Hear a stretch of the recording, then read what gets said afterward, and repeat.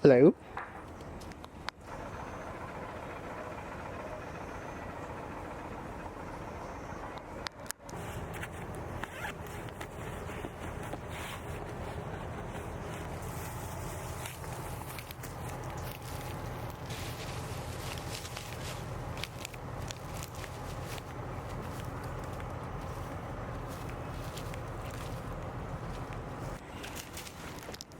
Oh.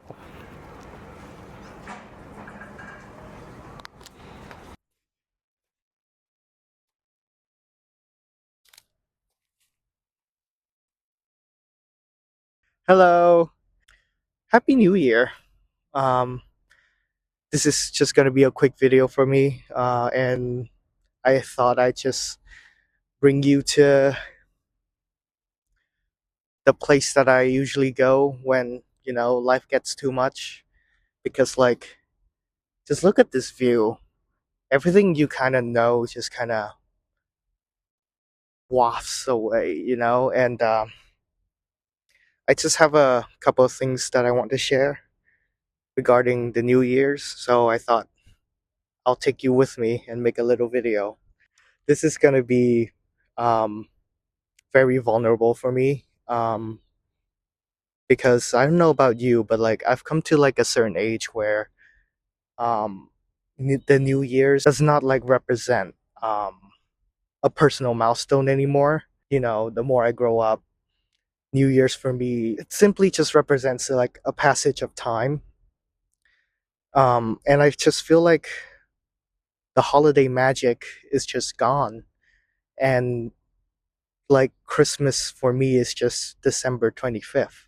Sorry, Santa, I know you need me to believe to make Christmas happen, but like I just feel like there's nothing really to celebrate about, And just look around the world, like we're surrounded by negativity. There's no positive thing that we could proudly celebrate to.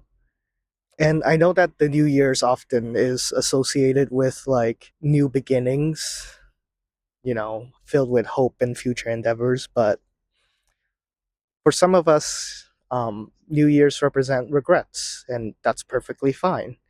I feel like for me, in 2024, New Year's have been, instead of a celebration, has been like rumination. Does anyone feel that way, or is it just me, or am I just getting old, or am I just being very pessimistic? I don't know.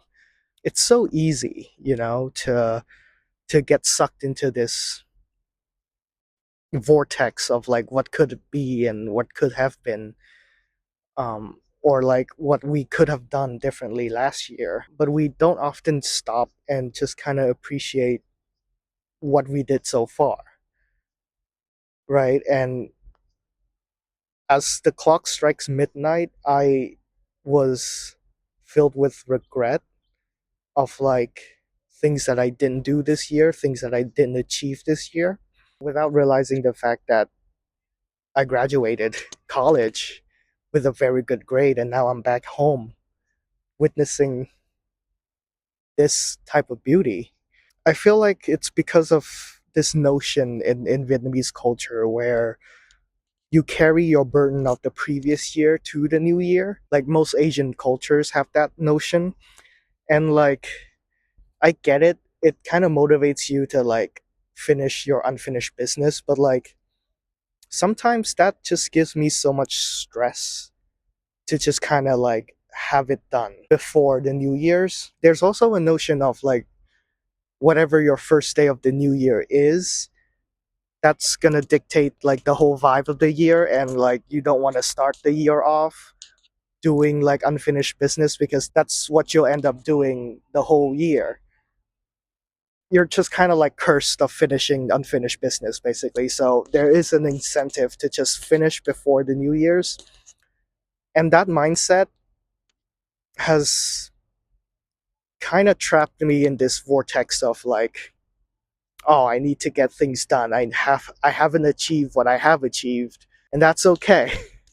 Because I've come to realize that like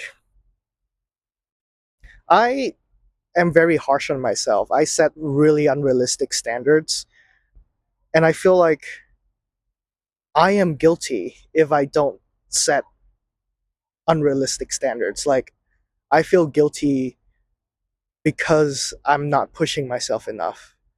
Like, that's not my full potential. I realize it this self-imposed standard is regulated by the worst part of ourselves.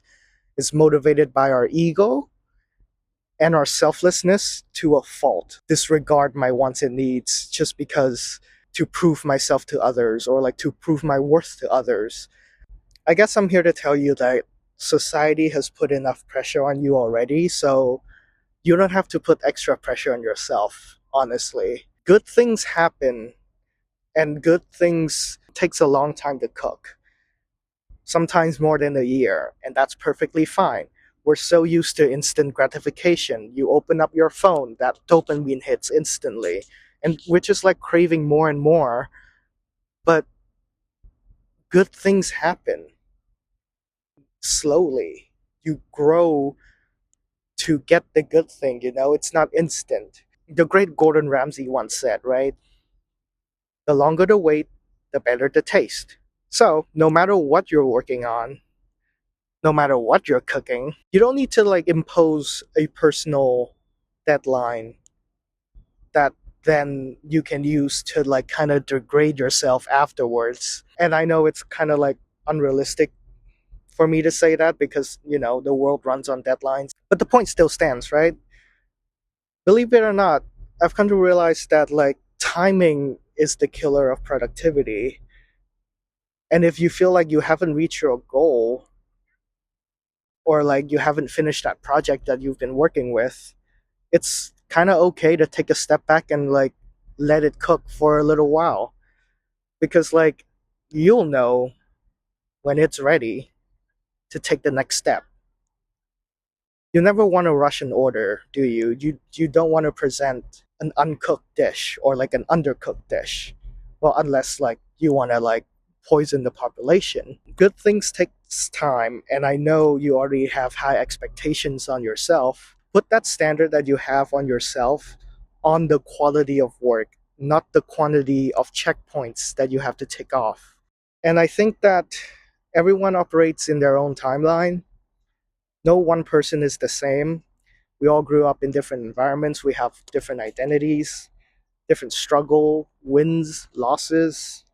Because of that, I feel like the definition of success should be personal and subjective. So appreciate those personal wins, because like only you and you yourself know how hard you worked to get that win. And only you can like fully appreciate the hard work you put in to achieve that win. And I feel like it's hard for others to kind of really know fully the extent of how much you've tried. It may be seemingly small and insignificant to others, but as long as you feel that it's a great accomplishment, just take it in, because like they don't know you, they don't know what you've been through. So appreciate the small wins and, appreciate yourself. So yeah, that was my monologue.